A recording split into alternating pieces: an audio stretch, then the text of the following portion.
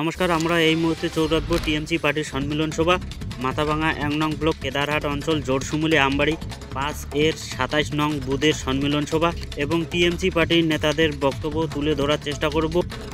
আপনারা জানেন এই সম্মিলন হচ্ছে আমাদের যে সংগঠন আছে তৃণমূল কংগ্রেসের সংগঠন, এই সংগঠনের ভিতটাকে মজবুত করার জন্য এই সম্মেলনগুলো অনুষ্ঠিত হয়ে থাকে।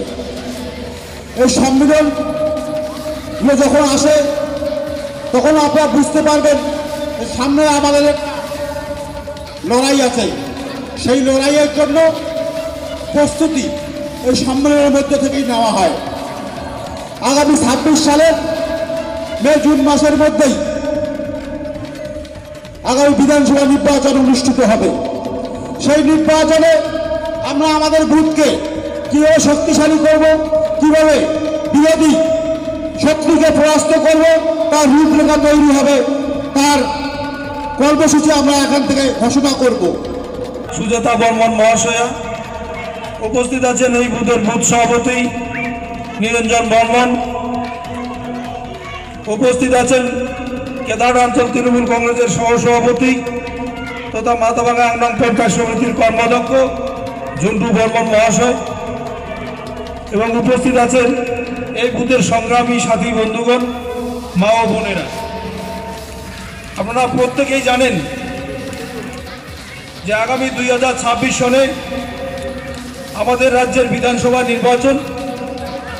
এই বিধানসভা নির্বাচনকে মাথায় রেখে কেদারহাট অঞ্চল তৃণমূল কংগ্রেসের সংগঠনকে মজবুত করবার জন্য আমরা প্রত্যেকটা বুথে বুথ সম্মেলনের আয়োজন করেছি। এই সম্মেলনের মধ্য দিয়ে আমাদের প্রত্যেকের শপথ নিতে হবে আগামী ২০২৬ সালের বিধানসভা নির্বাচনে গোটা পশ্চিমবঙ্গ থেকে সাম্প্রদায়িক বিজেপি দলকে চিরতরে এখান থেকে বিদায় দিতে হবে। দিনের সম্মেলন স্বাভাবিক কারণে কোথাও আরম্ভ হয়েছে, কোথাও আরম্ভ হয় নাই, কোথাও মাঝ পথে গেছে।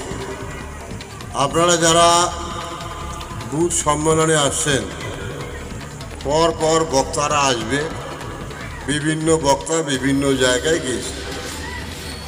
আশা করি যে সম্মেলন শেষ হওয়া পর্যন্ত আপনারা থাকবেন, কারণ এই ধরনের সম্মেলন ১ সপ্তাহ ১৫ দিনের মধ্যে করা যায় না। বুথ সম্মেলনগুলো এই কারণেই করা হচ্ছে যে পরে আর বুথ সম্মেলন করার টাইম